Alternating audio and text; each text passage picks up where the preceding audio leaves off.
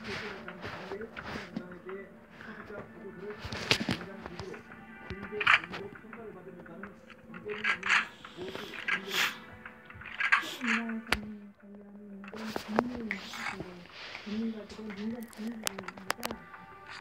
이쪽에서 공개 공고가 나기 전에 공개되는 것이 이제까지 사례입니다. 이로써 100개 역사인데 세계 유산 등재는 다음 달 28일 공개되어 열리는 세계유산위원회 결정문을 나왔습니다.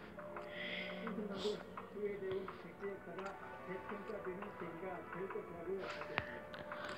문제가 되면은 그간의 세계 역사가 회복되고 세계에 대해서 각광을 받는 새로운 역사의 시대가 열릴 것 같습니다. 지역민들도 관광산업이 부각하는 새로운 전기가 될 것으로 기대하며 환영의 뜻을 나타내고 있습니다. KBS 뉴스 배우입니다.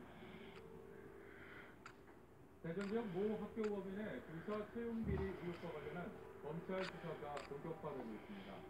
대전지검 특수부는 지난달 29일 모 학교법인이 설립한 중고등학교와 대학, 이사장 자택 등 6곳을 압수수색한 데 이어 교직원 공모와 신발 과정의 금품 수수 의혹에 대해 수사를 벌이고 있습니다.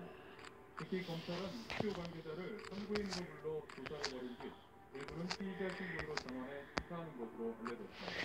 이에 따라 학교법인 핵심 인물도 검찰에 소환될 것으로 보입니다.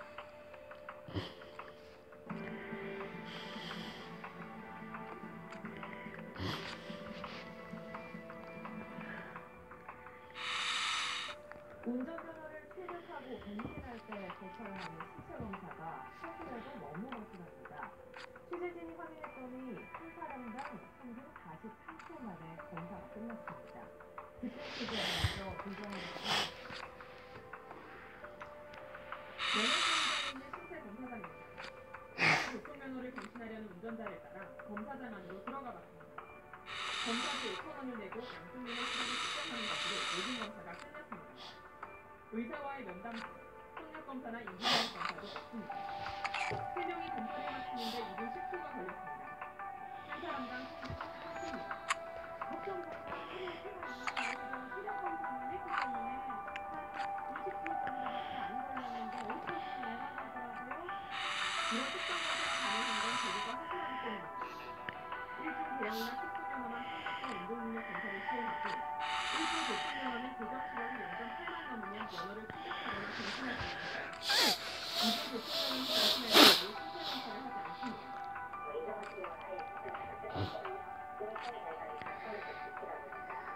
간질이나 치매, 정신질환자 등은 경찰의 수시검사 대상자로 신고되고 있지만 통로와 비리 신고를 제외한다면 신체검사로 운전자 이상 여부를 파악하기는 어려운 상황입니다.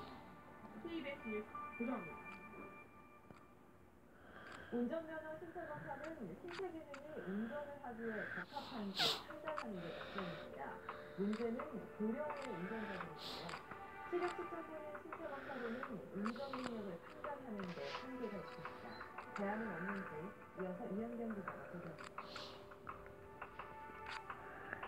검정색 승용차 한 대가 갑자기 인도로 넘어 순정으로 방치합니다. 차가 멈췄는데도 바퀴가 계속 돌며 연기를 뽑아냅니다. 이 차의 운전자는 80대 노인으로 경찰 조사에서 사고 순간을 기억하지 못했습니다. 이 같은 65세 이상 운전자 사고는 지난 2010년에 6만 6천여 건이었는데 5년 전과 비교하면 2배로 늘었습니다. 일부 노인 운전자는 순간 판단력이 떨어지는 데다 시야가 있다 보니 사고에 취약할 수밖에 없습니다. 하지만 현행 교통검사 방식으로는 이런 신체 기능 저하를 측정할 방법이 없습니다. 때문에 우리도 호주나 일본처럼 고령의 운전자에게는 주행 능력 시험이나 인증차 검사를 도입해야 한다는 의견이 나오고 있습니다. 기억력이라든지 인간성 능력, 판단력, 기력 이런 것들을 평가할 수 있는 검사들이 개발되고 시행될 수가 있습니다. 65세 이상 노인 운전자 수가 이미 230만 명을 넘어서 나오는데 5년 뒤에는